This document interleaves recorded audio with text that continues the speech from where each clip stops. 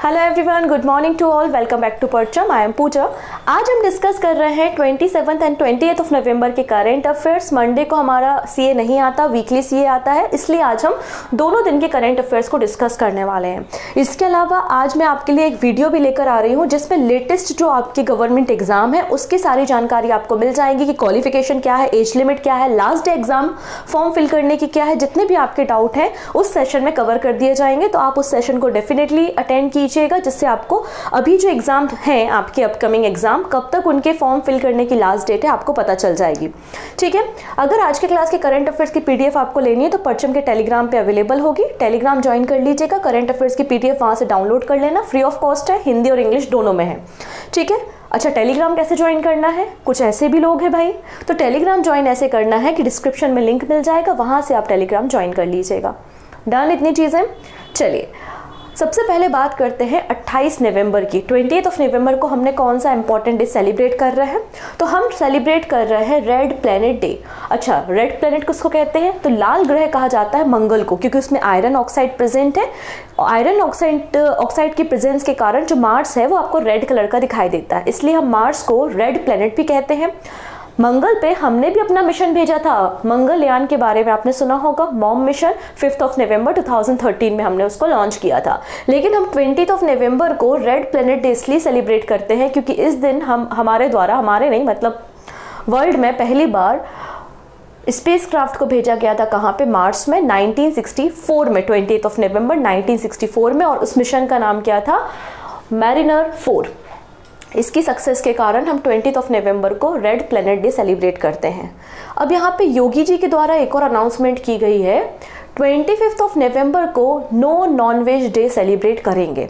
उत्तर प्रदेश के गवर्नमेंट के द्वारा रिसेंटली डिक्लेयर किया गया है कि 25 नवंबर नो नॉनवेज डे के रूप में सेलिब्रेट किया जाएगा। 25 नवंबर ही क्यों? 25 नवंबर को ऐसा क्या खास दिन है? तो 25 ऑफ नवंबर को बर्थ एनिवर्सरी होती है साधु TL वासवानी की। इनका कहना है जैसे कि महावीर जयंती पे, गौतम बुद्ध की जयंती पे, या गुरु नानक देव जी की जयंती पे, या जो भी हम फेस्टिवल सेलिब्रेट करते हैं उसी प्रकार हमें साधु TL वासवानी, जो कि जिन्होंने डॉक्ट्रिन दिया था नॉनवेज के लिए कि इंसान को वेजिटेरियन होना चाहिए, नॉनवेज को त्याग देना चाहिए, तो इनके डॉक्ट्रिन पे इन्होंने काम किया है।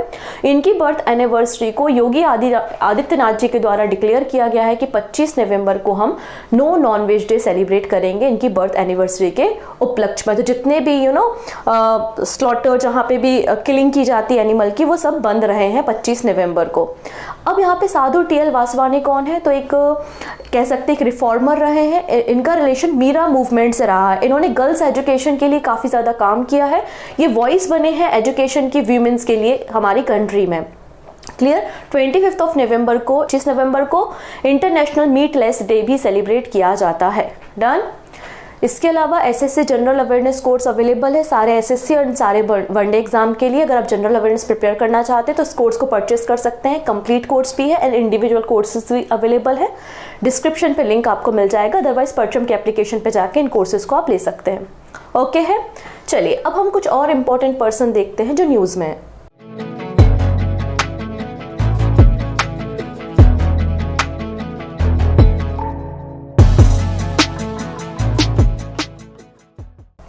सो पहले पर्सन है जिन्हें दिया गया है 2023 का बुकर प्राइज। आयरलैंड के ऑथर हैं और उनका नाम है पॉल लिंच। ये कौन है?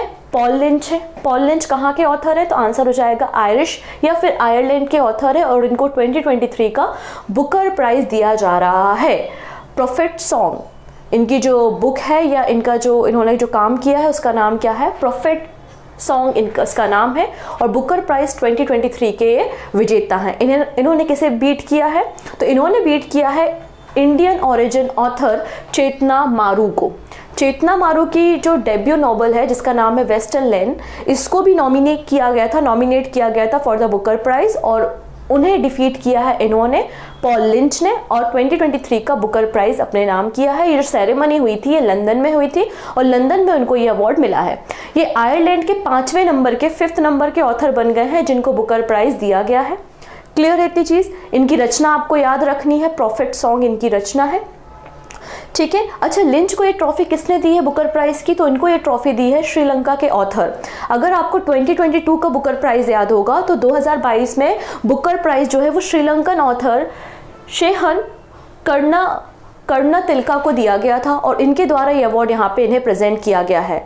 अच्छा, ये कर्णतिलका की रचना क्या थी? तो ये ऑथर थे the 7 moons of the Mali Almeida, इसके ऑथर थे और इनको 2022 का बुकर प्राइज मिला था और उनके द्वारा ही लंदन में जो सेरेमनी हुई उसमें पॉल लिंच को 2023 का बुकर प्राइज उनके द्वारा दिया गया। तो देखिए हमने कितनी सारी बातें यहाँ पे डिस्कस की। तो ले देखिए आपको यहाँ पे ना 3 पर्सन्स के नाम याद रखने हैं। 2022 में बुकर प्राइज किसको मिला था, 2023 में बुकर प्राइज किसको मिला है, इन लोगों की रचनाएं क्या है, और 2023 में और कौन सी ऐसी इंडियन ओरिजिन बुक थी जिसको नॉमिनेट किया गया था फॉर द बुकर प्राइज। तो आपको यहाँ पर चेतना मारू का नाम भी याद रखना है। डायरेक्टली इनकी बुक वेस्टर्न लैंड पूछी जा सकती है आपके आने वाले एग्जाम में। क्लियर है? अब बुकर प्राइज जो है वो उन नॉवल या फिक्शंस वर्क को दिया जाता है जो इंग्लिश में लिखे जाते हैं और यूके एंड आयरलैंड में इनको पब्लिश किया जाता है। इन अवार्ड की शुरुआत 1969 में की गई थी और 50,000 पाउंड यहाँ पर प्राइज मनी दी जाती है। डन। अगले जो पर्सन न्यूज में है ये है गिल साहब। शुभमन गिल इनका नाम है, क्रिकेटर हैं और इन्हें कैप्टन बनाया गया है गुजरात टाइटन का। हम सभी को पता है कि लास्ट 2 एडिशन से गुजरात टाइटन के जो कैप्टन रहे हैं वो हार्दिक पांड्या रहे हैं। ठीक है, और यहाँ पर हार्दिक पांड्या जी अब वापस मुंबई इंडियन में रिटर्न हो रहे हैं और गुजरात टाइटन के जो नए कप्तान होंगे अपकमिंग IPL के लिए, मतलब IPL 2024 के लिए, वो कौन होंगे? शुभमन गिल होंगे। ठीक है, तो ये नई अपॉइंटमेंट है, इनका नाम याद रखेंगे। अगले पर्सन जो न्यूज़ में है ये है आपके शूटर, इनका नाम है Anish Bhanwala. Anish Bhanwala become the first Indian shooter to win a medal in 25 meter rapid fire at ISSF world cup final.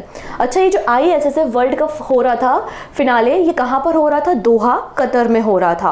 और 25 meter rapid fire pistol event में आज तक किसी भी इंडियन ने मेडल नहीं जीता। तो 25 मीटर रैपिड पिस्टल फायर में पहले पर्सन बन गए हैं जिन्होंने मेडल जीता है। वो भी कौन सा मेडल है? ब्रोंज मेडल है। क्या नाम है इनका? अनीश भानवाला। तो आपसे डायरेक्टली क्वेश्चन पूछा जाता है कि रिसेंटली न्यूज़ में अनीश भानवाला थे, वो किस स्पोर्ट से एसोसिएटेड है? तो आपको पता होना चाहिए कि वो शूटर हैं। ये पहला मेडल इंडिया को मिला है पूरी हिस्ट्री में। ठीक है, इतनी चीज़ें।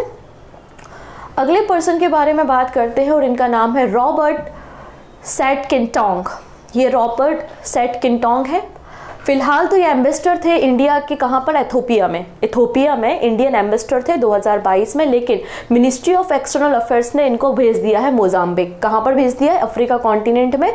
यहाँ पर आपको इंडियन ओशियन के पास देखने को मिलेगा एक शहर, एक देश जिसका नाम है मोजाम्बिक। और मोजाम्बिक में भारत के हाई कमिश्नर कौन होंगे? तो आंसर हो जाएगा यहाँ पे रॉबर्ट सेटकिंटोंग।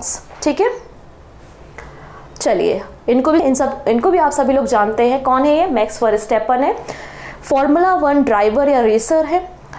ठीक है, और इन्होंने recently Abu Dhabi grand prix का टाइटल अपने नाम किया है। तो आबू धाबी ग्रैंड प्रिक्स किसने जीता है? मैक्स वर्स्टैपन ने जीता है।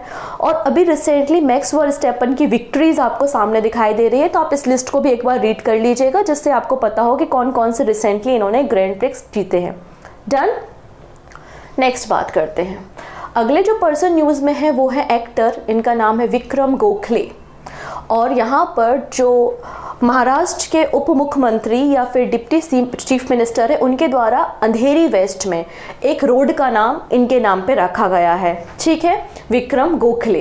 तो विक्रम गोखले कौन है? एक एक्टर है। इन्हें संगीत नाटक अकादमी अवार्ड दिया गया था 2011 में और नेशनल अवार्ड भी इन्होंने जीता है 2012 में। महाराष्ट्र गवर्नमेंट के द्वारा रिसेंटली अंधेरी वेस्ट मुंबई की एक स्ट्रीट का नाम इनके नाम पे रखा गया है जिनका नाम है विक्रम चंद्रकांत गोखले। इसके पहले ये cine and television artist association मतलब CINTAA के भी प्रेसिडेंट रह चुके हैं 2017 से 2022 तक। लास्ट ईयर इनका निधन हुआ था और ये इनकी पहली डेथ एनिवर्सरी है, उसी ओकेजन पे ये बात की गई। चलिए नेक्स्ट बात कर लेते हैं हमारा MP से, मध्य प्रदेश। तो इंडिया का लार्जेस्ट टाइगर रिजर्व सेटअप किया जाएगा दमोह में, आने वाले 2-3 महीने में सेटअप कर दिया जाएगा। दमोह मध्य प्रदेश की एक डिस्ट्रिक्ट है, एक जिले का नाम है दमोह।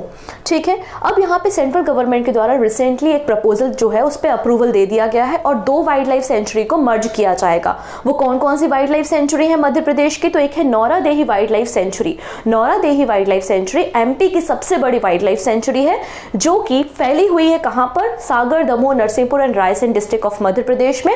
एंड सेकेंड है Rani Durgavati wildlife sanctuary. इन दोनों के मर्जर की अप्रूवल जो है वो सेंट्रल गवर्नमेंट के द्वारा दी गई है और ये पूरा दोनों अगर वाइल्ड लाइफ सेंचुरी को मर्ज कर दिया जाएगा तो इनका टोटल जो एरिया होगा वो 2300 स्क्वायर किलोमीटर का होगा। तो इतने बड़े एरिया में ये टाइगर रिजर्व होगा, जो कि इंडिया का लार्जेस्ट टाइगर रिजर्व है। अभी प्रेजेंटली यहाँ पे 16 टाइगर आपको देखने को मिलेंगे।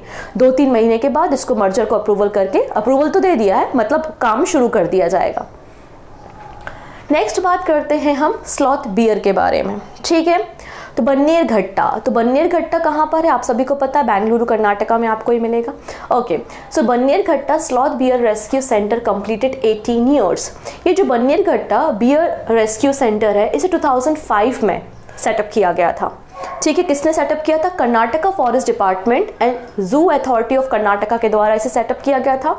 मकसद क्या था कि जो स्लॉथ बियर है उनको रेस्क्यू करना। बेसिकली इनका इस्तेमाल जो डांसिंग बियर ट्रेडिशन है उसमें इस्तेमाल किया जाता था। तो वहाँ से लगभग 60 स्लॉथ बियर को रेस्क्यू करने का काम अभी तक किया जा चुका है और ये वर्ल्ड का 2nd largest sloth bear rescue centre है और इसको कंप्लीट हो चुके हैं 18 ईयर्स, इसलिए सेलिब्रेशन हो रहा है। कहाँ पर है ये? तो अगर आपसे पूछ लिया जाए कि वर्ल्ड का 2nd largest sloth bear rescue centre कहाँ है, तो आपका आंसर होगा बन्नेर घट्टा में, कर्नाटका में है। ठीक है, नेक्स्ट है NHPC ने 2nd प्राइज जीता है in the annual report category at the PRSI annual award 2023। अब आधे शब्द तो यहाँ पे अजीब से दिख रहे होंगे आपको, कोई दिक्कत नहीं, सबको हम सॉल्व करेंगे। सबसे पहले वर्ड है यहाँ पे PRSI, मतलब public relation society of India. तो public relation society of India के द्वारा recently international public relation festival को होस्ट किया गया न्यू दिल्ली में 25 नवंबर से लेकर 27 नवंबर के बीच में। इसी फेस्टिवल में NHPC, जो कि एक हाइड्रो पावर कंपनी है भारत की, उसे 2nd प्राइज मिला है in the annual report category. मतलब अपनी एनुअल रिपोर्ट पेश करने के मामले में, उसको प्रॉपर्ली कैटेगराइज करने के मामले में, प्रॉपर डिजाइनिंग के मामले में NHPC को 2nd नंबर का प्राइज दिया गया है। ठीक है, नई दिल्ली में अवार्ड सेरेमनी हुई थी। ठीक है, the award specially acknowledge the exceptional quality, layout and design of NHPC annual report for the physical year 2022 and 23। Clear है? इसके अलावा कुछ समय पहले NHPC को एक और अवार्ड दिया गया था। क्या है वो award? The economics time HR world exceptional employ experience award 2023 भी NHPC को मिला था। NHPC एक मिनी रत्न कैटेगरी 1 एंटरप्राइजेस है, जो कि गवर्नमेंट ऑफ इंडिया के अंदर काम करने वाली कंपनी है। NHPC का फुल फॉर्म क्या होता है? तो NHPC का full form national hydro electric power corporation limited है। 1975 में इस बॉडी का फॉर्मेशन किया गया था। हेडक्वार्टर कहाँ है? फरीदाबाद, हरियाणा में मिल जाएगा। Ministry of power, government of India के अंदर ये कंपनी काम करती है। इसमें गवर्नमेंट ऑफ इंडिया और स्टेट गवर्नमेंट का जो शेयर है वो लगभग 74% आपको गवर्नमेंट शेयर इसमें देखने को मिल जाएगा। चेयरमैन एंड मैनेजिंग डायरेक्टर कौन है? तो राजीव कुमार विश्नोई NHPC के चेयरमैन एंड मैनेजिंग डायरेक्टर हैं। ठीक है, हेडक्वार्टर इंपॉर्टेंट है, क्वेश्चन एग्जाम में बन सकता है, इस तरीके के क्वेश्चन एग्जाम में बनते हैं। नेक्स्ट है REC rural electrification corporation limited. इन्हें best employer in the diversity and inclusion award दिया गया है बाय एसोचैम। ठीक है, तो REC को recently best employer for policy in diversity and inclusion award दिया गया है। एसोचैम के द्वारा ये अवार्ड दिया गया है। रिसेंटली 4th नंबर का diversity and inclusion excellence award and conference को ऑर्गेनाइज किया गया था। अब REC भी क्या है? मिनिस्ट्री ऑफ पावर के अंदर काम करने वाली महारत्न कंपनी है। ठीक है, लास्ट मंथ REC को गोल्डन पिकॉक अवार्ड भी दिया गया था इसके रिस्क मैनेजमेंट के एक्सीलेंस या फिर एक्सेप्शनल परफॉर्मेंस के लिए। नाउ बात करेंगे हम REC की। तो REC को बेस्ट सेंट्रल PSU अवार्ड भी दिया जा चुका है। इसका फॉर्मेशन 1969 में हुआ था और मिनिस्ट्री ऑफ पावर के अंदर काम करने वाली महारत्न कंपनी है। अब एसोचैम का फुल फॉर्म क्या होता है? तो एसोचैम मतलब associated chamber of commerce and industry है इसका फुल फॉर्म। ठीक है, अजय सिंह वर्तमान में चेयरमैन है एसोचैम के और 1920 में इसका फॉर्मेशन हुआ था। नई दिल्ली में हेड ऑफिस आपको मिल जाएगा। डन। ओके, अब यहाँ पे देखिएगा, सेकेंड फ्लोटिंग सीएनजी स्टेशन का उद्घाटन किया गया है और ये उद्घाटन हरदीप सिंह पुरी जी के द्वारा किया गया है। कहाँ पर? काशी में रविदास घाट पर। तो पहला स्टैटिक क्वेश्चन कि रविदास घाट कहाँ है? तो काशी में है।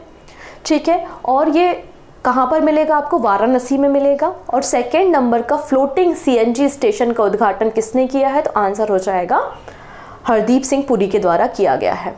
ठीक है, हरदीप सिंह पुरी कौन है? तो आंसर हो जाएगा हमारे ministry of petroleum and natural gas को संभालने वाले मंत्री का नाम हरदीप सिंह पुरी है और इन्होंने second floating CNG station Varanasi में लॉन्च किया है, जिससे जो वोटिंग करने वाले लोग होते हैं, जो कि वोटर्स होते हैं, उनको एक फ़ायदा होगा कि वो सीएनजी की रिफ्यूलिंग या रिफिलिंग करा सकेंगे, जिससे कार्बन एमिशन भी रिड्यूस होगा।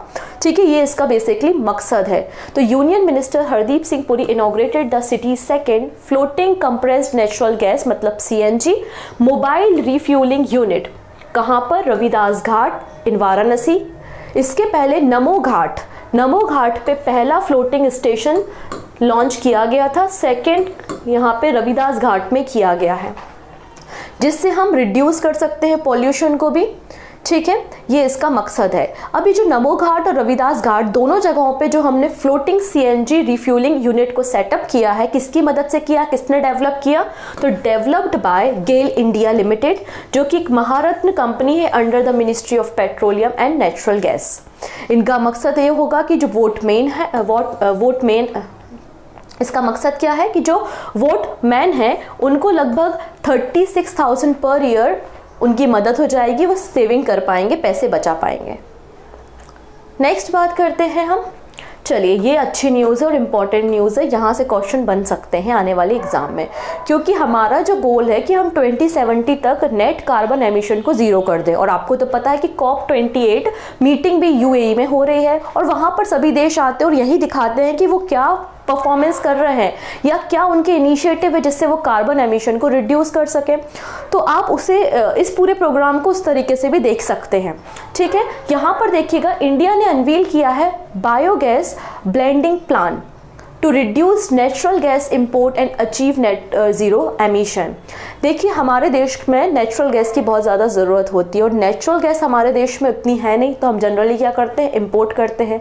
जब किसी चीज़ को आप इंपोर्ट करते हैं तो ऑब्वियस सी बात है हमारे देश का घाटा भी बढ़ता है, खर्चा भी बढ़ता है। तो हम इस इंपोर्ट को रिड्यूस करना चाहते हैं, इसलिए हमने शुरू करने की फेज़ मैनर में हम स्टार्ट कर रहे हैं बायोगैस ब्लेंडिंग प्लान।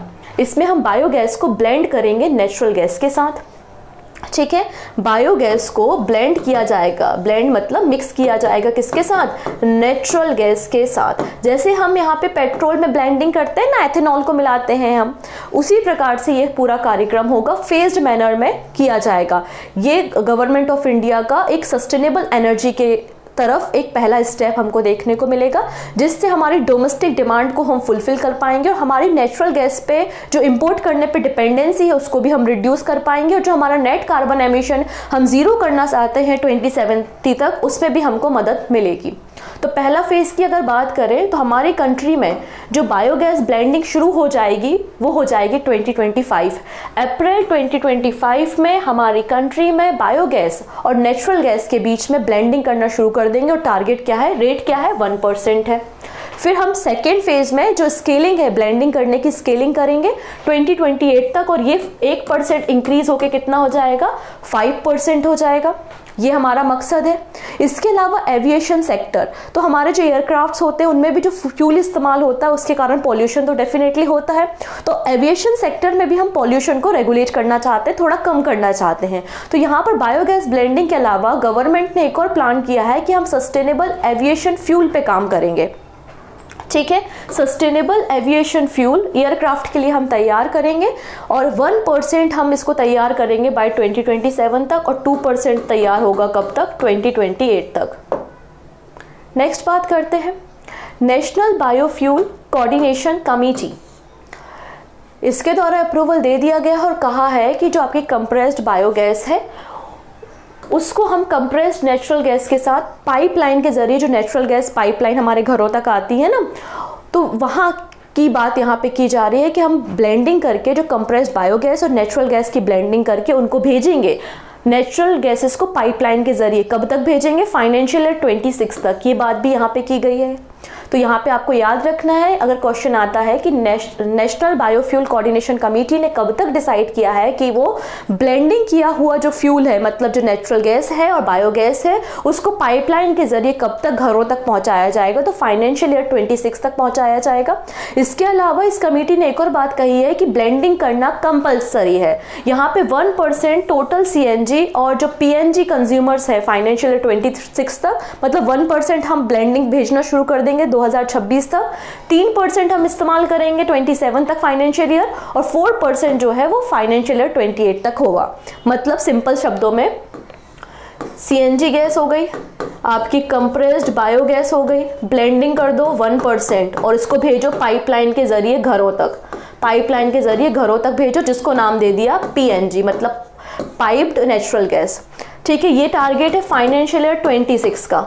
अगर इसी को आप यहाँ पे कर दो कितना 3%, तो ये टारगेट है फाइनेंशियल ईयर 27 का, और इसी को कर दो 4% तो फाइनेंशियल ईयर 28 का। इसके अलावा अगर 5% कर दोगे तो फाइनेंशियल ईयर 29 का ये टारगेट आपका सेट हो जाएगा।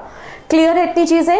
सेंट्रल रिपोजिटरी बॉडी जो है वो मॉनिटरिंग एंड इम्प्लीमेंटेशन करने का काम करेगी और देखेगी कि ब्लेंडिंग हो रही है कि नहीं, क्योंकि ब्लेंडिंग मैंडेटरी है, कंपल्सरी है। ओके, अब बायोगैस के बारे में बात करते हैं। So biogas is the energy rich gas. Biogas को हम एनारोबिक डिकम्पोजिशन के ज़रिए जनरेट करते हैं। इसमें आपके जो होम का वेस्ट होता है, वेजिटेबल वेस्ट है, sugar cane and agriculture residues है, कैटल वेस्ट है, म्युनिसिपल सॉलिड वेस्ट है, इनके ज़रिए बेसिकली बायोगैस को प्रोड्यूस किया जाता है एनारोबिक प्रोसेस के जरिए। इस फ्यूल को डायरेक्टली भी इस्तेमाल किया जा सकता है, या फिर इसमें से कार्बन डाइऑक्साइड और जो हाइड्रोजन सल्फेट है उनको रिमूव करके उसकी क्वालिटी को और इन्हांस किया जा सकता है, मतलब इम्प्रूव किया जा सकता है। और फिर ये जो कंप्रेस आपका बायोगैस है जिसमें मीथेन का कंटेंट ऑलमोस्ट 90% होता है, जो कि ऑलमोस्ट इक्वल होता है नेचुरल गैस में। तो नेचुरल गैस में भी मीथेन का कंटेंट आपको भी पता है सबसे ज़्यादा होता है। ठीक है, इतनी चीज़ें। India is a major consumer of natural gas and depends on import to meet around half of its requirement. तो हम इस इम्पोर्ट को ही रिड्यूस करना चाहते हैं, इसलिए इस ब्लेंडिंग प्रोसेस को शुरू किया। अब यहाँ पे क्या गवर्नमेंट ने इसके पहले कोई इनिशिएटिव लिया? अब CNG आपको अगर ब्लेंडिंग करनी है तो बायोगैस की जरूरत होगी, तो बायोगैस को जनरेट करने के लिए बायोगैस प्लांट भी होने चाहिए, तभी तो आप टारगेट को अचीव कर पाओगे ना। ब्लेंड करने के लिए सामग्री तो चाहिए। ब्लेंडिंग किसकी करोगे? बायोगैस की। तो बायोगैस पहले जनरेट करो। तो यहाँ पर देखिएगा 2018 में गवर्नमेंट ने एक प्रोग्राम लॉन्च किया था, sustainable alternative towards affordable transportation, SATAT scheme. इसके अंतर्गत गवर्नमेंट का एजेंडा है कि हम 5000 कंप्रेस्ड बायोगैस प्लांट्स को सेटअप करेंगे, जिससे हम 15 मिलियन टन बायोगैस को प्रोड्यूस कर सके। तो इसमें बेसिकली इन्वेस्ट करने की बात की गई है, जिससे प्राइवेट इन्वेस्टर भी यहाँ पे आगे आएंगे और इस तरीके के प्लांट्स को इंडिया में सेटअप करने का काम करेंगे। डन। नेक्स्ट है धर्मेंद्र प्रधान। कौन है भाई ये? शिक्षा मंत्रालय को संभालते हैं, union minister of education and skill development है धर्मेंद्र प्रधान। इनके द्वारा इनॉग्रेट किया गया है उड़ीसा रिसर्च सेंटर। और इस पूरी सेरेमनी में 2 और व्यक्ति प्रेजेंट थे, गवर्नर ऑफ छत्तीसगढ़ श्री विश्वभूषण हरिचंद्रन और गवर्नर ऑफ ओडिशा श्री रघुवर दास। तो इन तीनों मंत्रियों के द्वारा बेसिकली उड़ीसा रिसर्च सेंटर का उद्घाटन किया गया और एक 1 डे की वर्कशॉप भी तैयार की गई, इनॉग्रेट की गई, knowledge tradition of Odisha, a futuristic framework in Bhubaneswar. अच्छा, ये रिसर्च क्या करेंगे, कौन सी रिसर्च करेंगे? तो बेसिकली अगर हम बात करें तो उड़ीसा का लिटरेचर, उड़ीसा का पॉलिटिकल कल्चर कैसा है, एग्रीकल्चर कल्चर कैसा है, साइंस एंड टेक्नोलॉजी कैसी है, या फिर आप साइंस के अलावा मेडिकल का फ्यूचर क्या है, फ्यूचर टेक्नोलॉजी क्या है। तो इन सारे सेक्टर पे सर्च करने के लिए, रिसर्च करने के लिए इस रिसर्च सेंटर को बनाया गया है। किसने बनाया है? तो आप देखेंगे Indian council of social science research, Indian knowledge system division, ministry of education, IIM Sambalpur, IIT Kharagpur and IIT Bhubaneswar, इन सब के द्वारा मिलके इस उड़ीसा रिसर्च सेंटर को सेटअप किया गया है। डन। नेक्स्ट है Ayushman Bharat health and wellness centre. ये था बेचारा, अब चला गया, अब इसका नाम बदल दिया है। ठीक है, Ayushman Bharat health and wellness centre का नया नाम क्या रख दिया गया? सो आंसर हो जाएगा आयुष्मान आरोग्य मंदिर। ठीक है, आयुष्मान भारत स्वास्थ्य और कल्याण केंद्रों का नाम बदल के आयुष्मान आरोग्य मंदिर कर दिया है। रिसेंटली गवर्नमेंट के द्वारा यह फैसला लिया गया है। The government has decided to rename the Ayushman Bharat health and wellness centre as Ayushman Arogya Mandir and the union health ministry के द्वारा हर एक स्टेट को और यूनियन टेरिटरी को लेटर भी भेजे जा चुके हैं कि आप काम शुरू कर दो और इन सेंटर्स को रीनेम कर दो। आने वाले 1 साल के अंदर ये सारा काम कंप्लीट हो जाना चाहिए। इसके अलावा इन्होंने एक नई टैगलाइन भी बनाई है आयुष्मान आरोग्य मंदिर के लिए। क्या है वो नई टैगलाइन? आरोग्यम प्रमाम धनम। ये नई टैगलाइन भी देखने को मिलेगी। ठीक है, under the Ayushman Bharat health and wellness centre को ओपन किया गया था। तो आयुष्मान भारत के अंदर ये सारे फ्लैगशिप प्रोग्राम्स स्टार्ट किए गए थे, रन किए जा रहे हैं। गवर्नमेंट ऑफ इंडिया ने आयुष्मान भारत स्कीम को नेशनल हेल्थ पॉलिसी 2017 के अंदर लॉन्च किया था, जिसका मकसद है हेल्थ कवरेज इंडिया में प्रोवाइड करना। ठीक है, बेसिकली हमारे कंट्री के जो भी हेल्थ प्रोग्राम्स हैं उनकी एक फ्लैगशिप स्कीम जो है वो आयुष्मान भारत स्कीम है। इसके अलावा ये स्कीम जो है United nation sustainable development goal achieve करने में भी भारत की मदद करेगी, जिसका मकसद है लीव नो वन बिहाइंड। इतनी चीज़ें क्लियर है। और ministry of health and family welfare जो है वो नेशनल हेल्थ अथॉरिटी के साथ मिलकर बेसिकली इस स्कीम को रन करती है। अब भारत में एक और स्कीम जो है वो रन होती है जो कि हेल्थ कवरेज प्रोवाइड करती है। क्या नाम है? प्रधानमंत्री जन आरोग्य योजना। सो प्रधानमंत्री जन आरोग्य योजना को भी प्रधानमंत्री नरेंद्र मोदी जी के द्वारा लॉन्च किया गया था 2018 में 23 सितंबर को रांची में, झारखंड। ठीक है, इसका मकसद, इसका पुराना नाम अगर देखोगे तो नेशनल हेल्थ प्रोटेक्शन स्कीम था। 2018 में राष्ट्रीय स्वास्थ्य बीमा योजना जो कि 2008 में लॉन्च की गई थी and national health protection scheme को मर्ज कर दिया गया और आयुष्मान भारत प्रधानमंत्री जन आरोग्य योजना बनाई गई 2018 में।